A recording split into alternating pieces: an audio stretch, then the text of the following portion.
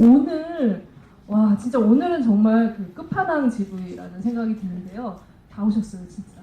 네 감독님 김희석 감독님을 비롯해서 서영아 배우님, 유재명 배우님, 또 전여빈 배우님, 또 이본 배우님 그리고 네 이태경 배우님 이렇게 모시고서 오늘 영화에 대한 얘기 나눠보도록 하겠습니다. 들어오시면 큰 박수 부탁드릴게요. 네. 10초만 기다려주세요.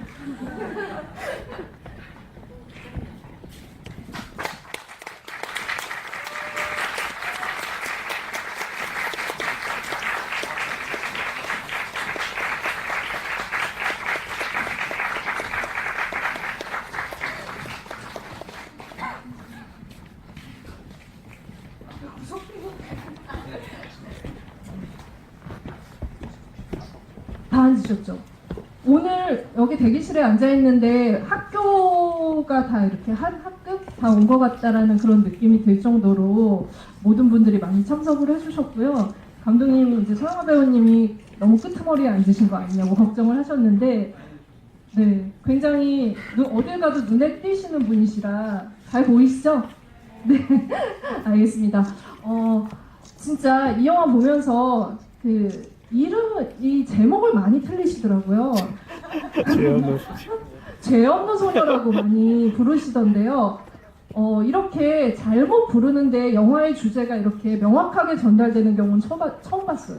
여기에 있는 죄 없는 소녀를 비롯해서 많은 분들이 다 죄 없는 사람들인데 어떤 사건과 이 사회에서의 어떤 그런 인식 시선 같은 것들이 이들을 죄 많은 사람으로 몰아넣고 있는 게 아닌가 이런 생각을 하면서 죄 없는 소녀든 죄 많은 소녀든 많이 불러주시면 좋을 것 같다는 생각이 들고요.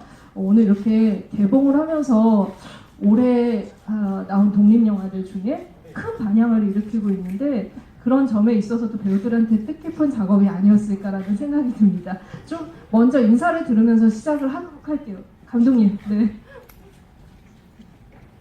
안녕하십니까. 연출한 김의석입니다.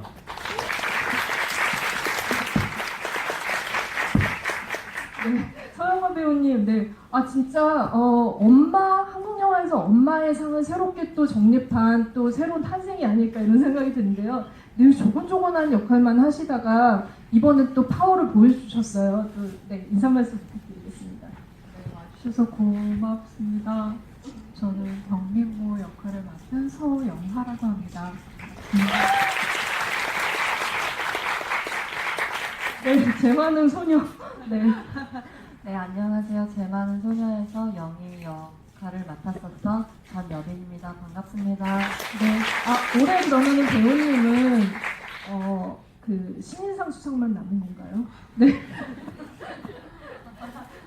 대답 못할 질문을 해서 죄송합니다. 네, 마이크 옆으로 이재명 배우님께 배우님은 일 많은 배우님으로 소개를 해드려야 될 것 같아요. 올해 추석 영화 대격 노래 지금 제 많은 소녀와 봄이 가도 그리고 명당까지 지금 섭렵을 하고 계세요. 어느 영화를 제일 좋아하시나요? 좋아하는 소녀. 반갑습니다. 김형사 역 맡은 유재명입니다. 반갑습니다. 네. 사실 제일 제 많은 소녀로 좀 오인받고 있는 분이시죠? 네. 이봄 씨 인사 부탁드릴게요. 안녕하세요. 저는 제 많은 소녀에서 다솜 역할을 맡은 이봄입니다. 만나서 반갑습니다. 네, 아마 이태경 배우님 영화에서 무슨 역할을 하셨는지 못 알아보시는 분들 많으실 것 같은데 서영아 배우님이 잘 못 알아보시더라고요. 그만큼 영화와 실제의 갭이 큽니다. 어떻게 그렇게 욕을 잘하셨는지. 안녕하세요. 제 많은 소녀에서 유리 역할 맡은 이태경입니다. 네, 인사 말씀 들어봤는데요. 일단은 이 영화 진짜 어떻게 태어나게 됐는지 얘기를 감독님께 들어봐야 될 것 같아요. 근데 감독님의 어떤 자전적인 이야기에서 출발했다 이 얘기를 들었는데 어떻게 영화 연출하게 되셨는지 말씀 부탁드리겠습니다.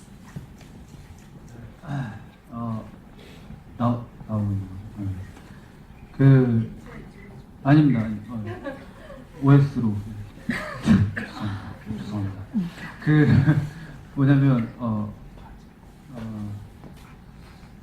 조금 잘못 알려진 경우도 있는데요. 그 뭐 어떤 제가 학창 시절에 겪은 상실을 주제로 만들었다는 뭐 그렇게 오해하시는 분들도 있는데 그렇게 이야기한 적은 없고 어떤 얼마 안 됐었는데 어떤 상실을 경험을 하고 그 감정을 가지고 이야기를 만들고 싶다라는 생각이 들어서 그거를 정리를 했어요. 그래서 네, 뭐 아직까지 좀 분별을 못하는 경우도 있는데 드라마 현실을 분별 못하는 경우도 있는데, 네, 뭐 그렇게 해서 만들게 됐습니다. 감독님께서 이 영화를 곡성에 참여를 하시면서 그 전부터 계획을 하셨다. 곡성을 연출하고 나서 어떤 자극을 받으셔서 빨리 쓰셨다 이 얘기를 들었는데 그 사이에 변화들이 있으셨는지 이 영화의 어떤 그 변화의 지점이 혹시 한 영화를 경험하면서 있으셨는지도 좀 궁금해요. 이거 제가 좀 잘 대답하고 싶어서 가져왔고요. 근데 그렇죠. 곡성 연출부였죠. 저는 아주 작은 역할이었고 감독님 영화 만드시는데 작은 역할에서 도움을 드렸던 거고 많이 배웠어요. 감독님께도 많이 배웠고 거기 계신 다른 스태프분들한테도 많이 배웠고 해서 이 영화를 만들 수 있는 인맥을 많이 얻었죠. 네, 제일 중요한 거는 그 영화를 한때 그만두게도 했던 그 어떤 상실이었던 것 같아요. 네, 되게 소중한 친구를 잃으면서 이 영화를 구상하게 됐는데 그게 제일 컸고 그 이야기를 할 생각도 없고 그냥 영화도 잠깐 접었다가 우연치 않게 기회가 돼서 연출부를 했고 그 이후에 영화를 하나 더 만들고 그리고 뭐 이렇게 하게 됐죠. 네, 감독님께서 잘 대답하시려고 이 노트를 준비해 오셨다고 해서 제가 슬쩍 봤는데 아무것도 안 써 있어요. 쓰시려고 하시는 거예요? 예, 이제 들으면서 쓰려고요. 네, 세 글자 써 있었습니다. 그 마이크를 그 영희한테 한번 좀 먼저 드려볼게요.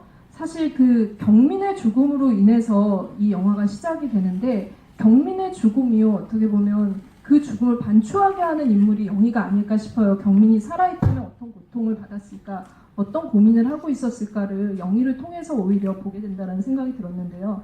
그만큼 변곡점이 많은 연기를 하고 있잖아요. 죽음 이후 다시 자살을 결심을 하고 결행하고 그리고 또 다른 어떤 결심을 하기까지 굉장히 어려운 연기였을 것 같다는 생각이 드는데 영희 어떤 사람으로 생각하고 연기하셨는지 말씀 부탁드리겠습니다.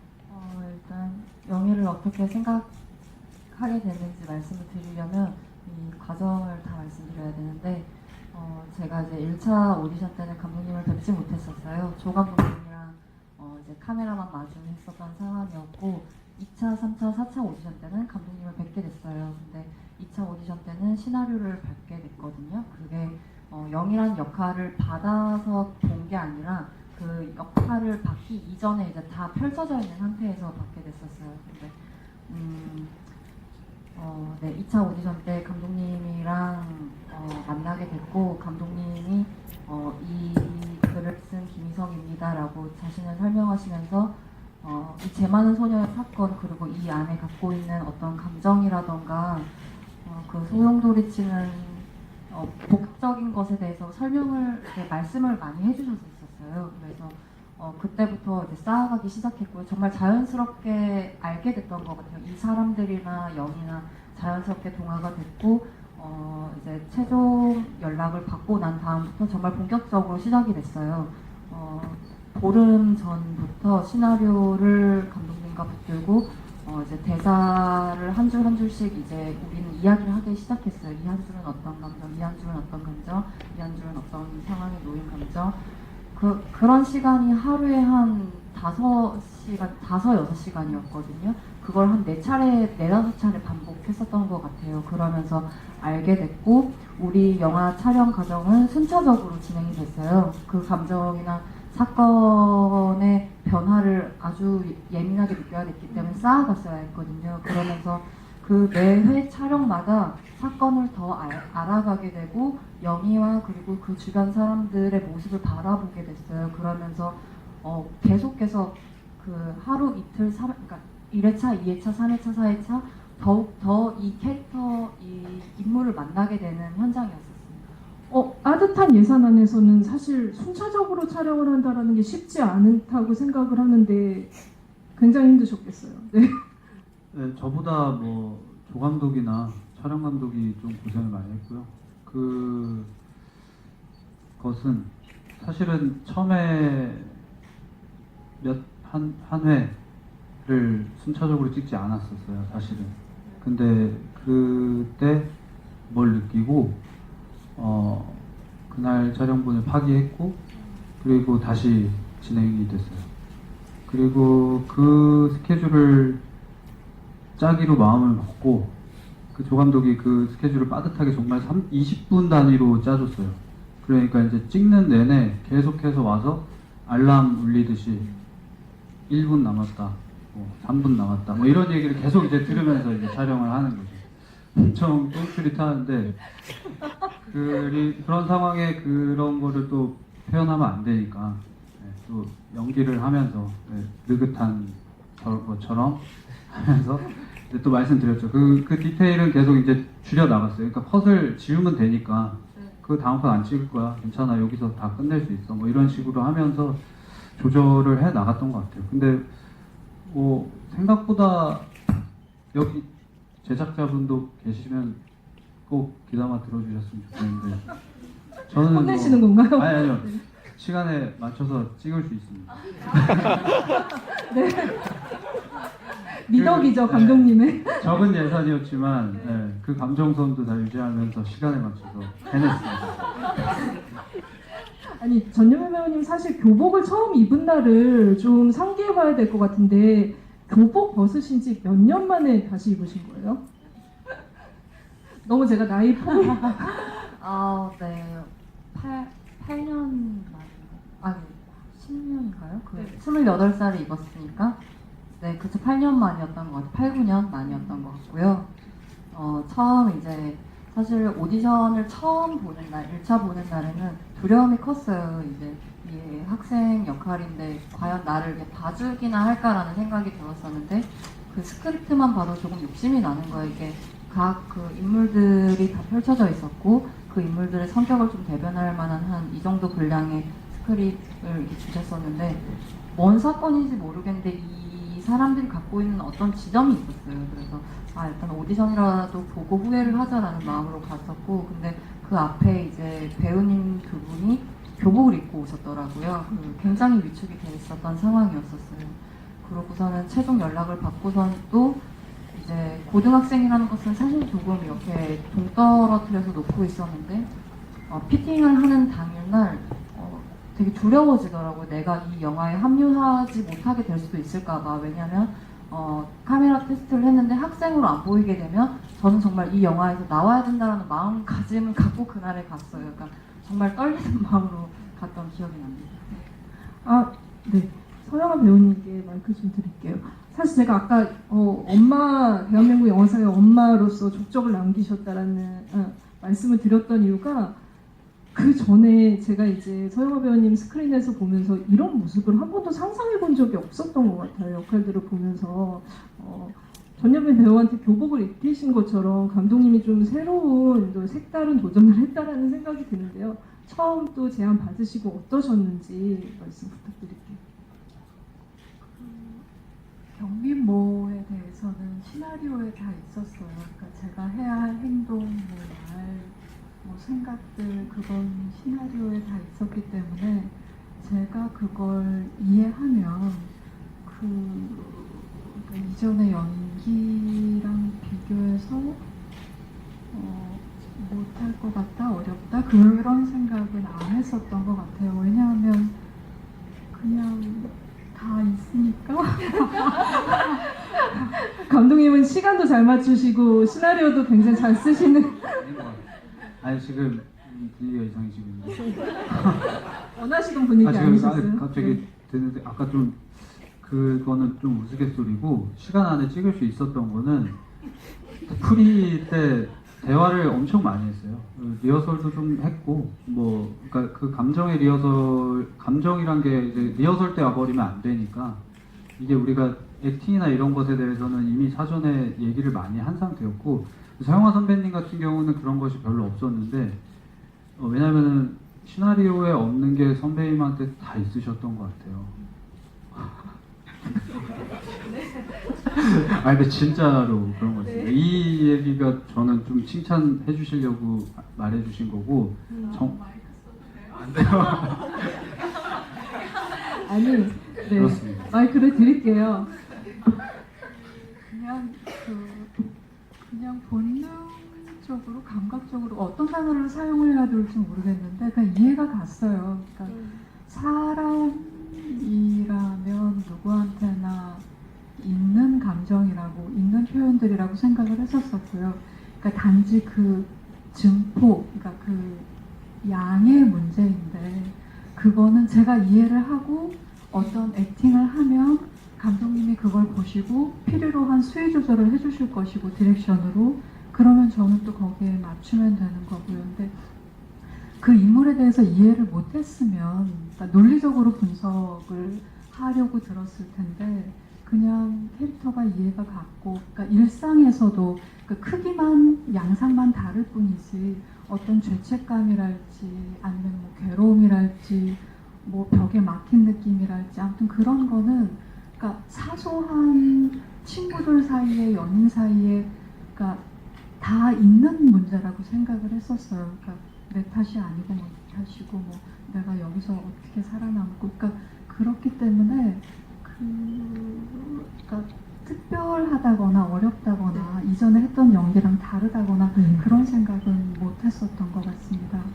저도 영화 보면서 처음에는 영희와 경민 엄마가 대결 구도라고 생각을 했었는데 점점 영화를 보면서 이 영화 결국에 죄책감이랑 자책의 문제라고 생각을 했을 때 둘 모두 공격을 받고 있고 그 변명을 하려고 하는 게 아닐까라는 생각이 들었습니다. 그래서 아마 이제 대결보다는 다른 에너지를 많이 쓰셔야 했을 것 같은데 그 부분에 있어서 참 색다른 연기를 봤다라는 생각이 들었고 되게 감명받았습니다. 네. 또 마이크를 아까 일 많은 배우라고 소개를 해드려가지고 마이크 좀 드릴게요. 네. 저는 사실 이 영화 이제 부산영화제에서 많이 보셨을 거예요. 저 처음에 보고 굉장히 충격을 많이 받았음과 동시에 그걸 좀 꽉 잡아주는 역할을 유재명 배우라는 마찬가지로 대한민국 영화에서 형사 중에 색다른 톤을 가진 형사가 나왔다라는 생각을 했었고 그때 이 영화의 어떤 분위기 아니면은 무드 그리고 영화의 무게감 같은 것들을 잘 보여주는 그런 역할이었다라는 생각을 했습니다. 그러나 마찬가지로 그 소녀에게 질책을 가하는 인물이잖아요. 좋은 말로 나도 너 때 그랬어 라고 하지만 결국은 단 1%도 소녀를 이해하지 못하는 그런 형사 역할을 하셨는데 또 시나리오 받아보시고 어떠셨는지 어떤 마음으로 연기하셨는지 말씀 부탁드릴게요. 네, 생각해보니까 저도 고등학교 때가 있었고 학생 때가 있었고 정말 많은 선생님들한테 어른들한테 충고라는 걸 들었던 것 같아요. 그렇게 해서는 안 된다. 그건 답이 아니다. 그건 아주 나쁜 행동이라고부터 시작해서 이렇게 거창하게 제가 잘 모르는 부분이긴 하지만 그런 정규 교육 과정에 길들여진 우리들에게 어른들의 말은 거부할 수 없는 맞대서 싸울 수 없는 그런 시대가 있었던 것 같고 이 남자들은 군대로 진급을 하면서 거기에 끝판왕을 맛보게 되거든요. 그래서 그 모든 문화들이 군대 문화로 또 점철되기도 하고 그런 어떤 영역의 하나의 상징인 어떤 인물인 것 같아요. 그게 요즘 말로 그냥 꼰대일 수도 있고 그러니까 저희 영화가 가지는 한 학교로 규정되어지는 이 소울타리의 얘기가 확장시켜 나가면 아마 지금 세상에서 가장 많이 회자되고 있는 소통의 부재나 아니면 그런 걸 뭐라 그러죠? 위세대와의 어떤 그런 갈등, 위화감, 아버지와 아들과 엄마와 딸. 근데 그걸 축소시켰지만 저희 영화는 또 그걸 또 꿰뚫어 나가는 것 같아요. 그러니까 이 지금 시대뿐만이 아니고 또 다른 나라뿐만이 아니라 계속해서 있어왔던 인간의 어떤 본성에 대한 본질에 대한 얘기를 아주 상징적으로 건드리고 있어서 아마 좋은 평을 받는 것 같고. 그 질문이 뭐였죠? 질문에 대한 좋은 답변을 이미 해주신 것 같다는 생각은 듭니다. 저도 그런 질문에 대한 답이 될 것 같은데요. 뭐 기억을 거슬려 보지 않더라도 본능적으로 아마 이 인물은 죄송합니다. 그런 것들을 표현할 수 있는 어떤 힌트가 제 DNA 안에 제가 살아온 시간 안에 많이 있어왔던 소통되지 않는 그 딱딱한 의자에 앉아서 나를 유심히 쳐다보는 어른들의 시선 같은 그런 것들이 연상됐던 것 같고요. 뭐 좀 부끄러운 얘기지만 조금의 수고로 그 인물을 찾아갈 수 있었던 것 같아요. 많은 노력이 필요하지 않더라고요. 네, 그래서 단 한 편만 봐야 되면 어떤 영화를 봐야 되지? 봄이 가도와 제 많은 소녀는 같은 듯 다른 듯 닮아 있는 영화입니다. 두 편 다 많이 봐주시기 바랍니다. 명당은 저기 다운 받아 보셔도 돼요. 아니, 제가 이 질문을 드린 이유는 정말 많은 활동을 하시잖아요. 방송도 하시고 영화도 하시는데 사실 독립영화에 이렇게 경험이 없는 감독의 영화에 선뜻 출연을 한다는 건 쉬운 일이 아닌데 어떻게 보면은 책임의식도 있으셨다라는 생각이 들었고 이번 작업이 배우님한테도 충분히 그런 계기와 어떤 그런 것들을 좀 확인시켜주는 작업이 아니었을까라는 생각이 들어서 네, 그 소중함을 좀 일깨워드리자 짓궂은 질문을 했던 것 같습니다. 많이 변하려고 노력하는데요. 좀 변하지 말아야 할 것들이 좀 생긴 것 같아요. 저의 지금 이런 작업 행보가 어떻게 보면 인생에 대기하는 기점인데 놓치지 말고 좋은 작업들을 잘 찾아가는 길을 찾아가는 그런 시간을 가져야 되겠다 생각 되게 많이 하고 있어요. 네, 명당도 뭐 꼭 봐주시고요. 네. 이번 배우님께 마이크 넘겨드릴게요. 사실 제일 좀 약간 대책이 많은 인물이라고 생각을 하는데 여기서 이렇게도 하고 저렇게도 해보고 자기가 살려고 여러 가지 수를 쓰는 겉모술수형 인간이잖아요. 그런데 나쁘다고 할 수 없을 것 같아요. 정말 그 반의 학생이었고 내가 이런 상황에 있었다라면 어떤 행동을 했을까라고 했을 때 나조차도 살아남기 위해서 어떤 선택을 해야 되지 않을까 그런 모습을 잘 보여주셨고 마찬가지로 배우의 새로운 발견이라는 생각도 들었습니다. 연기하실 때 또 어떠셨는지 역할 맡고 어떤 점에 중점 두고 하셨는지 말씀 부탁드립니다.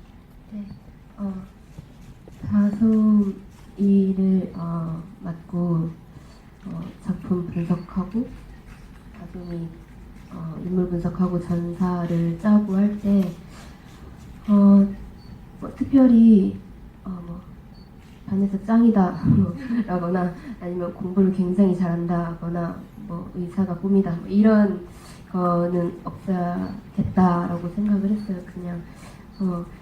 그냥 학교 다니고 네 평범한 누구나 생각할 수 있는 여고생에서 시작을 하고 싶었어요. 왜냐면 누구나 다솜이를 보고 나도 어떤 상황일 때 자기가 힘든 스스로 컨트롤하기 힘든 그런 상황일 때 나도 저런 비슷한 행동을 했던 것 같아.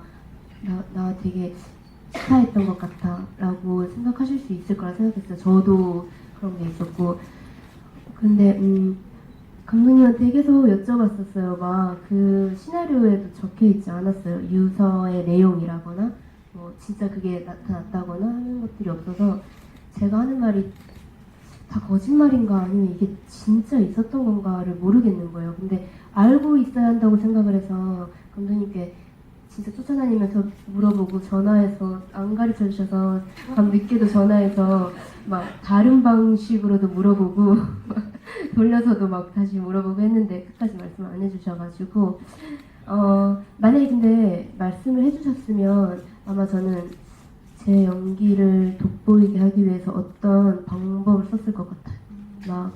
어떤 감정적으로 격하게 한다거나 근데 그렇지 않아서 오히려 좀 전체적으로 네, 한번 생각해 볼 수 있었던 것 같고, 네. 감독님 그 배우 연출에 어떤 그 묘미가 있는 감독이다 칭찬이 또 이어지고 있는데 왜 전화를 피하신 거죠? 네.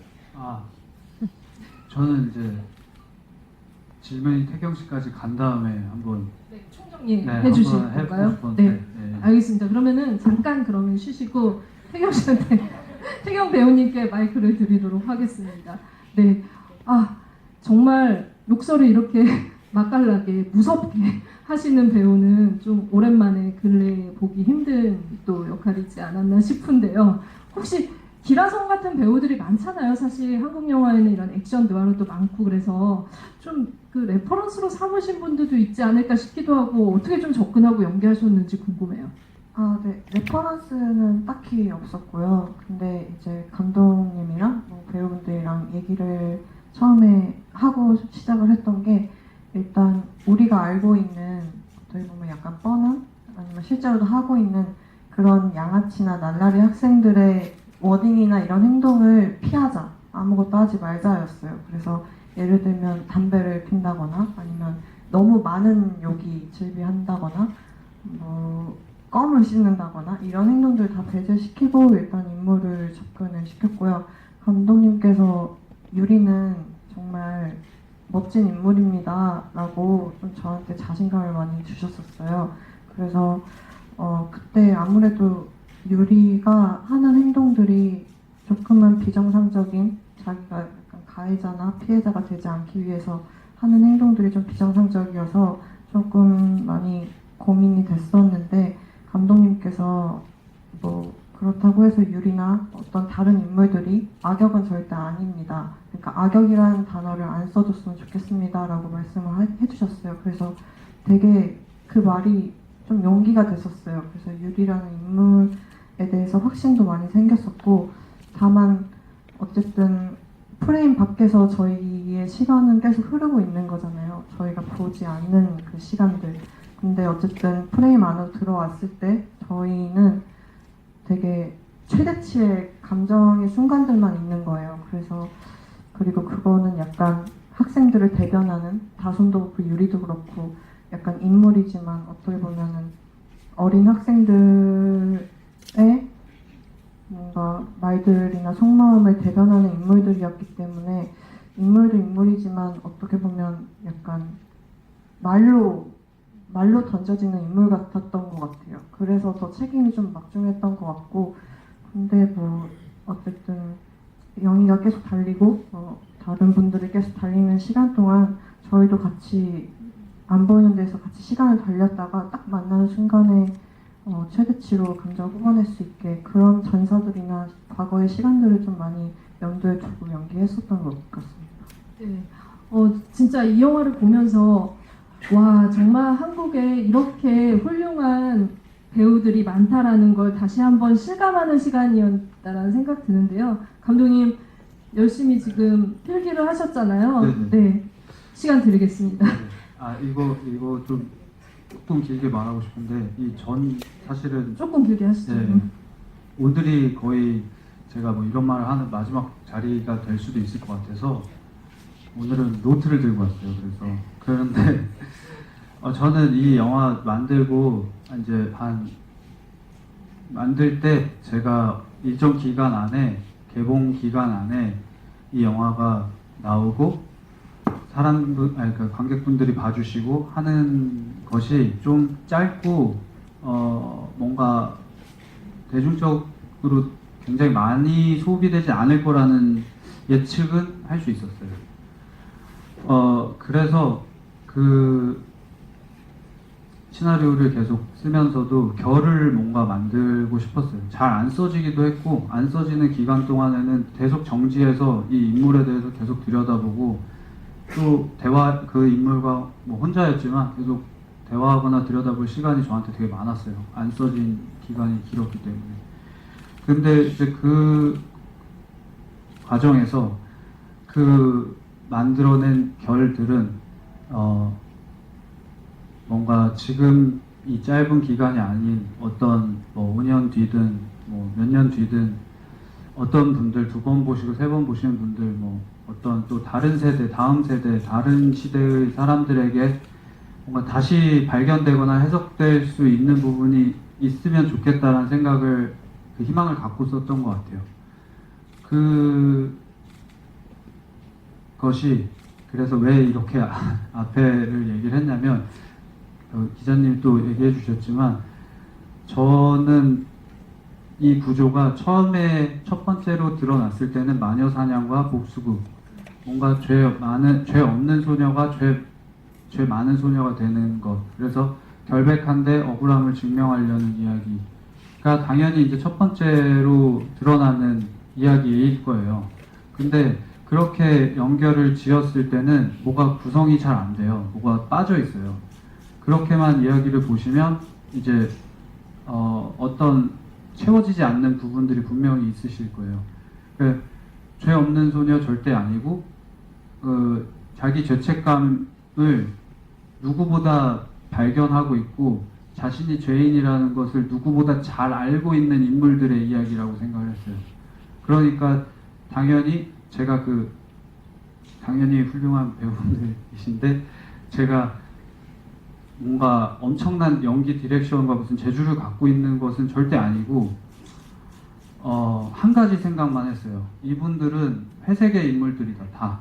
전부 다 회색의 인물들이고, 형사님이 영희를 1도 이해 못하는 거 절대 아니고, 취조하시면서도 우리는 그런 얘기를 많이 나눴었어요. 선배님과 뭐냐면은 이 호흡을 좀 틀고 싶다고 많이 얘기를 하셨고, 아빠의 모습을 좀 담고 싶어 하셨었어요. 그러니까 영희한테 직업이니까 그걸 취조를 해야 되면서도 동시에 얘가 앞에서 이렇게 무너지는 모습을 보고 안쓰러워서 좀 계속해서 자신을 더 강하게 해야만 하는 이 상황을, 또 혼란을 겪고 계시는 그 두 가지를 연기하고 계셨어요.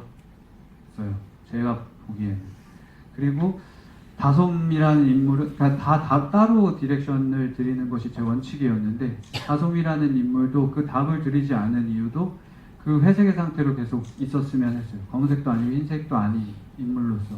그래서 자꾸 이걸 물어보시는데, 이분 자체가 굉장히 영리하시고 똑똑하시고 하시니까 뭔가 해석을 하시려고 노력하시는 거예요. 그래서 어떤 그 답을 내리시고 스스로 그걸 하실까봐 그 혼란의 상태,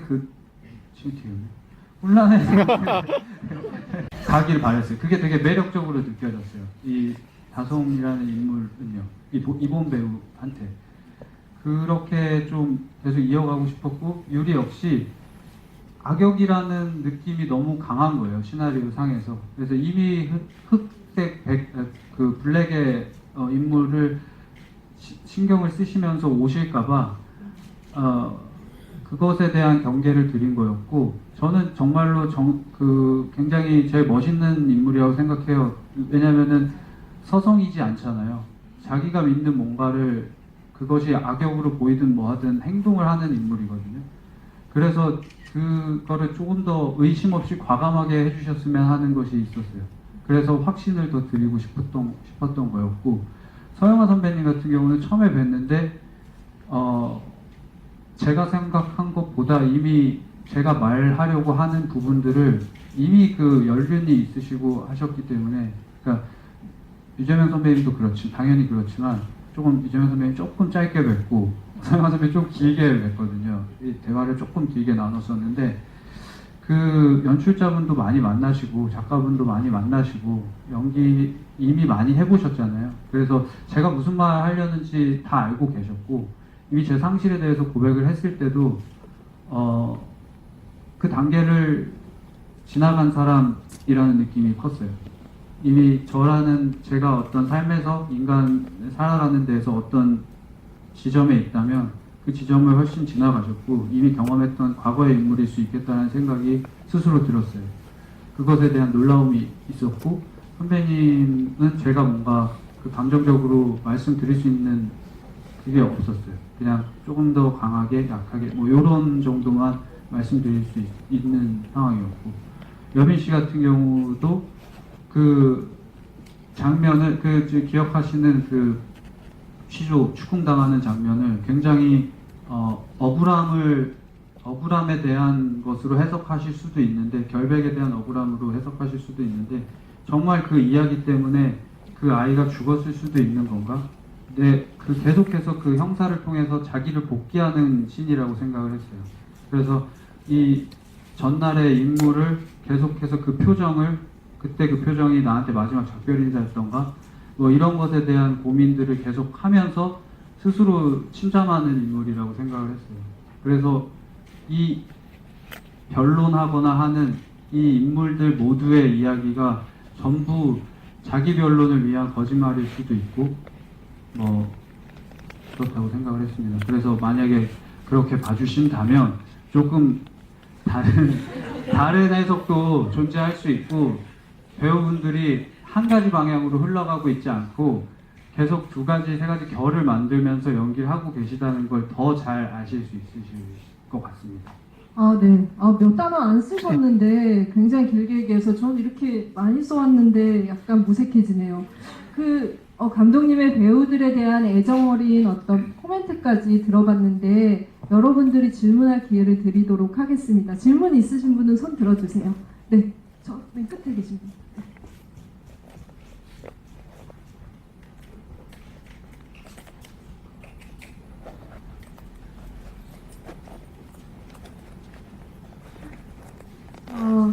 영화 너무 잘 봤고요. 감사하고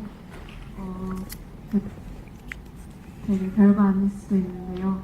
맨 처음에 영화 죄 많은 소녀 타이틀 뜰 때요. 밤 길을 걷는 학생 모습이 보이잖아요. 근데 그게 처음 봤을 때는 그 공연 본 날에 새 학생 중에 한 명이라고 생각했는데 다시 보니까 머리를 풀고 있더라고요. 그러니까 짧은 머리 경민이는 아니고, 그래서 보면서 혹시 그 맨 처음 타이틀 때 모습이 맨 마지막 엔딩 때 영희가 사라지는 그 씬 이후에 걸어가는 영희의 모습인지 질문하고 싶습니다. 네, 감사합니다. 그런 의도로 촬영한 것이고요. 네, 맞습니다. 정말 디테일하게 보시네요. 네.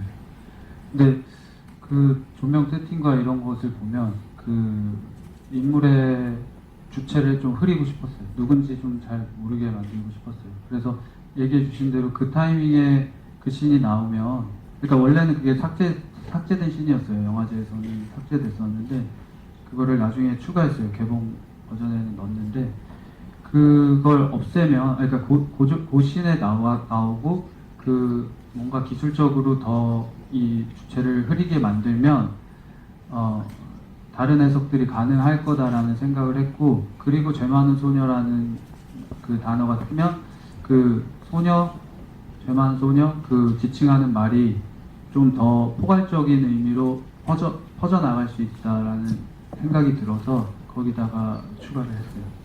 네, 다음 질문 받아보도록 하겠습니다. 두 번째 줄 가운데 있으시죠? 6번. 여기 하늘색 셔츠 입으신. 감사합니다.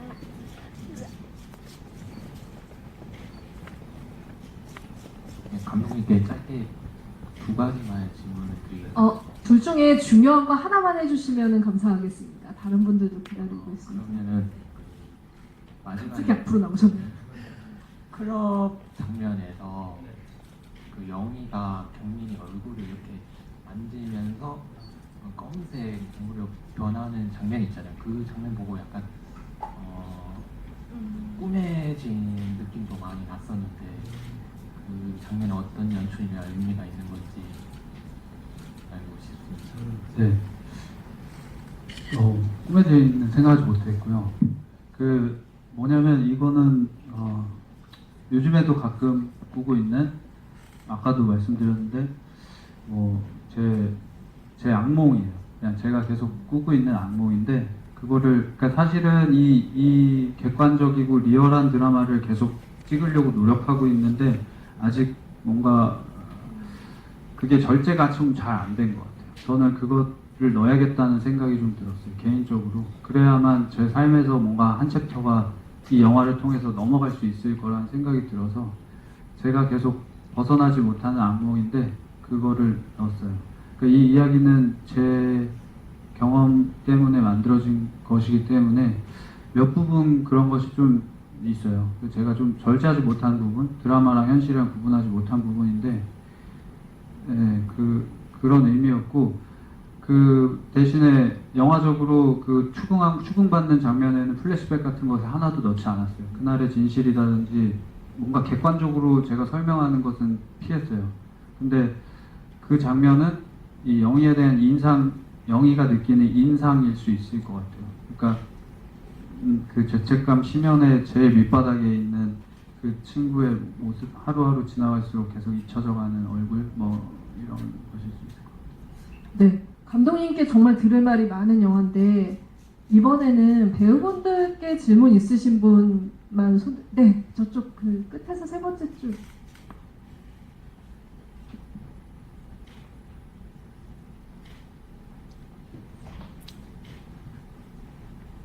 네, 영화 너무 잘 봤습니다. 제가 사실 독립영화 이런 거는 거의 처음 보는 거라서 되게 겁을 많이 먹고 봤었거든요. 잘하셨어요.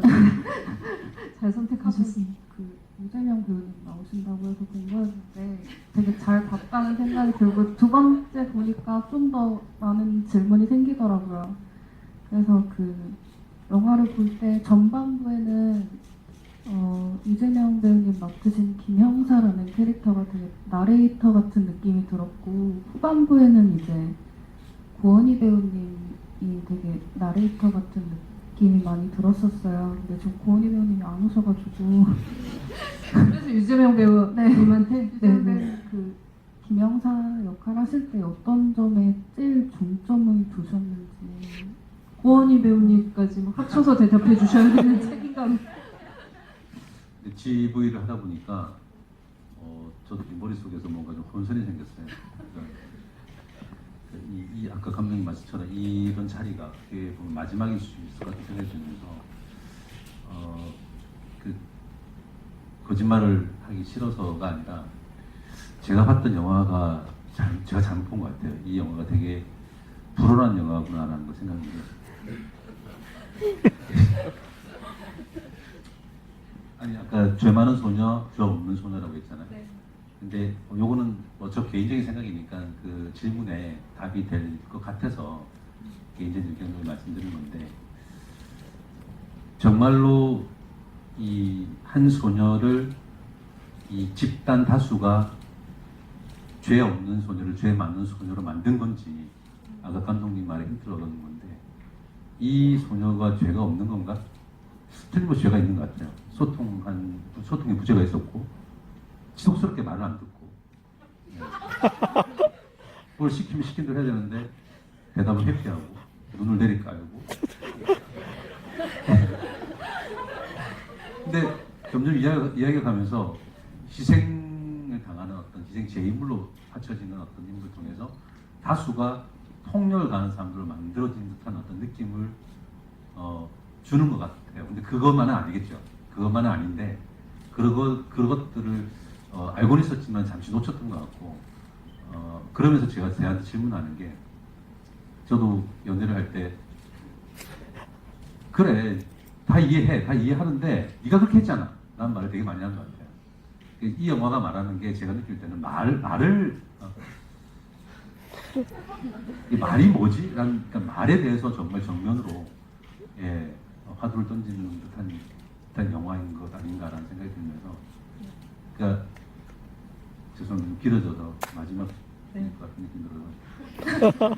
그래서 수아를 하는 영희의 모습이 어떤 훌륭하신 평론가분께서 정리를 좀 해주셨으면 좋겠어요. 제가 개인적으로 옛날에 해바라기라는 작품을 했는데 거기서 어떤 소녀가 성폭행을 당하고 말을 잃고 수화를 하는 씬이 있습니다. 그 씬을 물로 뒤집어 쓰면서 성경 구절을 인용하는 어떤 그런 씬이 있는데 결국 이 영화는 어떤 저는 죄가 있는 걸 추구하는 역할을 했지만 그것은 표피인 것 같아요. 그 안에는 우리가 살면서 하는 말들이 얼마나 허망한 것이고 잘 모르겠습니다. 죄송합니다. 여기서 마무리하겠습니다.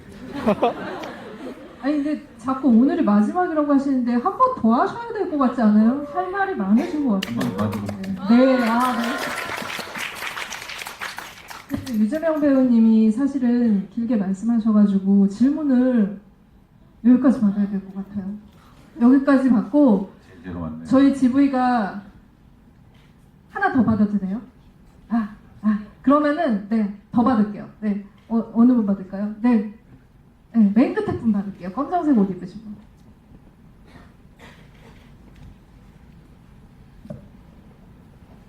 영화 너무 잘 봤고요. 서영아 배우님 팬이어서 오게 됐고요. 서영아 배우님 항상 영화 다 챙겨보는데 이번 역할도 되게 좋았는데 다양한 어머니 상이 있는데 이것도 되게 뜻깊고 그런 역할이었는데 어떤 걸 보면서 이렇게 집중을 하셨는지 궁금합니다. 저도 시나리오를 받으면 내가 그 역할을 어떻게 할까, 그러니까 보편타당하게 객관적으로 남들도 다 이해할 수 있는 선에서 이게 이럴 법한 행동이야라고 분석을 하게 되거든요, 논리적으로. 근데 이 시나리오 같은 경우에는 그게 필요 없다라고 생각이 들었어요. 그게 감독님의 의도인지 아닌지는 모르겠으나 그냥 배우 입장에서는 그냥 감각적으로 접근하는 게 옳다라고 판단이 들었었고요. 그 다음에 그러니까 이 현장이 제가 고마웠었던 건 굳이 제가 설정하지 않더라도 그러니까 가령 강가 수색 장면이랄지 아니면 뭐 학교도 마찬가지고 그 다음에 그 장례식 장면도 마찬가지고요. 어떤 이게 내가 지금 촬영을 하고 있고 연기를 하고 있다라는 생각을 하지 않게 됐었어요. 저는 그냥 그 현장에 있으면 됐고 경민 엄마로서 물론 그 디테일의 수위라든가 그런 거는 감독님의 몫이었었고 연기를 하는 입장에서는 그냥 그 순간에 있으면 됐었어요. 그러니까 그게 감독님 예산 얘기도 했었지만 저한테는 굉장히 큰 영화였었거든요. 그러니까 강가 수색 장면을 봤을 때 촬영하러 온 게 아니라 정말로 수색하는 그 현장에 있는 것 같은 마음이 들었었고 학교도 마찬가지고 다른 그 배우들을 만났을 때도 그렇고 특히 장례식에 굿을 할 때도 마찬가지였었고요. 그래서 이번에 캐릭터 같은 경우에는 그렇게 접근을 했었던 것 같아요. 그리고 서로 내가 어떤 행동을 할 때 그거를 이해하지 못한다고 하더라도 그게 문제가 안 될 거라고 생각을 했었어요. 왜냐하면 일상에서 사람은 내가 어떤 말을 하고 행동을 할 때 그게 내가 무슨 행동이고 무슨 생각으로 이 말을 하는지를 명확하게 생각을 하고 의도에 따라서 움직이기도 하지만 전혀 반대의 경우도 많다라고 생각을 하고요. 근데 경민모가 처해 있는 환경은 더더군다나 그게 최대한 극대화되어 있는 상태라고 생각을 했었어요. 그래서 그 감독님께 감사했던 것들, 그러니까 그게 그래도 된다라는 믿음을 줬었었고 현장의 분위기도 그랬었고 저 같은 경우에는 제가 뭔가를 했다라기보다는 그러니까 나중에 농담처럼 저 사람이 나를 조정을 했구나, 내가 한 게 아니고 되게 영리한 사람이다, 그런 생각까지도 했었던 것 같아요. 답변이 됐을까요? 감사합니다.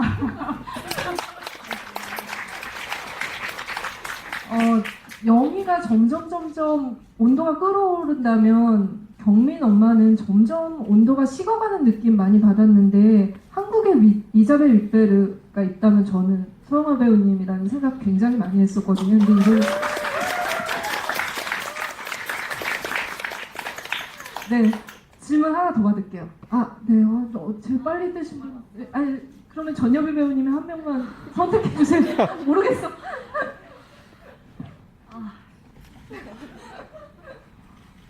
그래서 여기 열 맞춰서 가겠습니다. 네. 같은 줄, 네, 학생.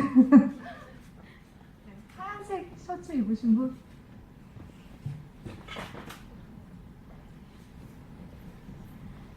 전효빈 배우님께 질문 있었는데 너무 감사드리고요. 이제 학교나 군대 같은 폐쇄적인 환경에서 이제 인물들끼리 되게 갈등이 많잖아요. 근데 이제 이 사회 속에서 세 친구가 주로 우정을 나누는 친구들인데 근데 그 세 친구의 우정이 약간 사랑, 우정, 뭐 동지애 어떻게 보면 동성애로도 보일 수 있는데 연기하실 때는 어떤 방향으로 그 감정을 서로 나누려고 하셨는지. 네, 이것도 이제 시나리오상에서 우리 그 역사가 필요했어요. 이 인물들의 사건이 사실 아주 정확히 그려지진 않잖아요. 그리고 감독님에게 여쭤봤었고, 우리는 이게 중성사회라고 생각을 했어요. 그래서 이 사랑 그 표현이 정말 사람이 사람을 좋아하는 거, 근데 그게 진짜 사랑이 될 수도 있는 거고, 뭐 우정이 될 수도 있고 질투가 될 수도 있는 그 모든 것을 포괄하는 인간을 아우르는 그 감정의 그러니까 남성, 여성 이렇게 끊어지는 그게 아니고 그 모든 사람을 총체적으로 아우를 수 있는 그 감정들의 오고감을 갖고 있다라고 표현 이야기를 나눴었어요. 그럼 진짜 딱 하나만 더 받을게요. 질문 있으신 분 손 들어주세요. 네. 네. 지금 저기 끝에서 세 번째 12번. 네. 제일 먼저 드신 분 그냥 드렸어요. 아까 그 기자님께서 사용하는 한국의 이제벨 히트르라고 하셨는데 저도 영화 보면서 그 가장 인상 깊은 게 김민 엄마분이 하셨던 그 라이프로 칼을 찌르는 장면 그게 이제 그 하늘케 감독의 피아니스트의 마지막 장면이랑 좀 오버랩이 되었었거든요. 그게 가장 인상 깊었고 혹시 그것에 있어서 연출 의도나 아니면 배우님께서 좀 임하셨는지 그것에 존경하는 감독님이고요. 그거는 뭐 그분이 다 그렇게 하셔가지고 제가 뭔가 표현을 해야 되는데 다른 방법이 없을까 계속 했는데 그것밖에 없더라고요. 좀뭐 그 장면과 너무 오버랩 된다 해서 싫어하실 수도 있겠지만 뭐 어쨌든 참고했죠. 근데 그래도 참고하면서 자격이 있지 않을까라고 생각했던 이유는 그 자해가 보여주기 위한 신용처럼 느껴질 수 있겠다는 생각이 좀 들었어요. 그러니까 앞에 앉아있는 뭐 혹은 관객들에게 나 그러면 이 정도로 하면 내 죄를 털 수 있는 거야? 하면서 좀 뭔가 시위할 수 있는 것처럼도 보일 수도 있겠다는 생각을 돈가스 칼 그 시나리오에도 적어놨지만 그걸로 죽을 수 없잖아요. 네. 이 소녀가 사라졌는데 이걸 미스테리로 삼는 것 자체가 누구도 그렇게 생각하지 않습니다. 대체로 그런 상황 그 다리에 뭐 신발 있다 그러면 다 인지하고 있어요. 자살인 걸. 그것처럼 똑같은 거라고 생각을 했어요. 이걸로써 죽으려고 하는 시도나 뭐 이런 것은 아니고 그냥 어떤 시위? 네, 그렇게 생각이 들었어요. 저는 이 영화 보면서 진짜 그 한국 영화의 한강 다리 위에 서 있는 많은 소녀들이 한꺼번에 생각이 났었어요. 정말 그 지금 사회에서 벌어지는 일들과도 감독이 아까 리얼하게 그리려고 하셨다고 하셨는데 오버랩 되는 그런 영화가 아닌가 해서 두고두고 생각날 영화라는 생각이 들고요. 그리고 주로 이제 그 성장통 하면은 남학생들의 서사가 많았었잖아요. 이 영화가 가지는 미덕 중에 하나가 정말 피해자로만 그려지던 여학생들, 10대 소녀들의 어떤 감성이나 그리고 그들의 리얼한 고민들을 담고 있는 게 아닐까 싶습니다. 그래서 오늘 아까 유재명 배우님이 계속 이제 이번이 마지막일 것 같다라는 안타까운 소식을 전하셨는데 계속 좀 얘기를 더 많이 들어볼 기회가 있으면 좋겠다는 생각이 듭니다. 오늘 이렇게 같이 함께 관객분들과 해주셨고 사실 정말 아까 독립영화 유재명 배우님 때문에 보신 분도 계시지만 이렇게 꽉 찬 경우는 흔치 않거든요. 그래서 좀 감사의 말, 놀라셨네요. 네, 이렇게 잘 되는 거는 올해 처음입니다. 네, 그래서 네. 오늘 이렇게 마지막으로 관객분들께 좀 인사를 드리면서 지금 시간을 맞춰보도록 하겠습니다. 네, 이태경 배우님 먼저 마이크 드릴게요. 네. 네, 이렇게 꽉 찬 관객석을 앞에 두고 너무 좋아하고 존경하는 선배님들과 또 감독님이랑 동료 언니들이랑 같이 지부해서 너무 영광이었고요. 이렇게 마지막까지 자리해 주시고 영화 보러 와주셔서 너무 감사드립니다.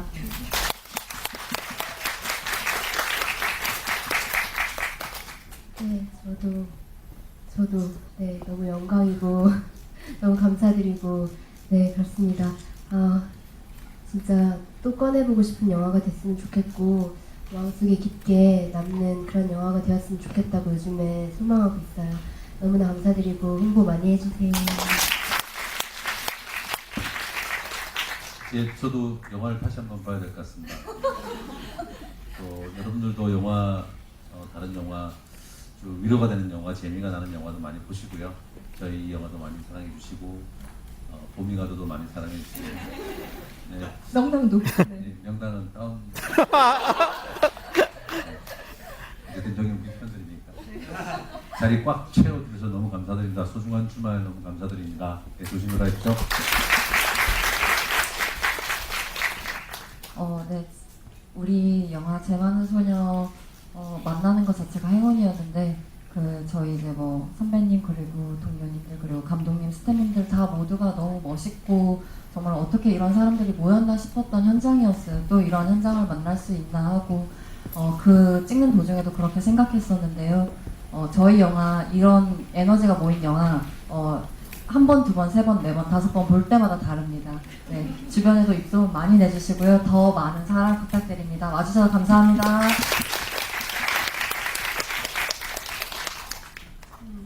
영화 열심히 봐주시고 반겨주시고 열심히 질문해주시고 그래서 정말 감사드립니다. 고맙습니다.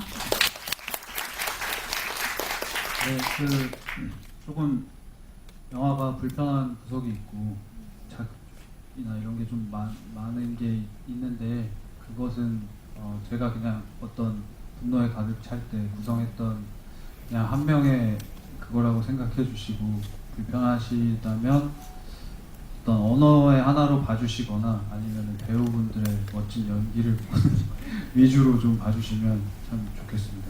감사합니다.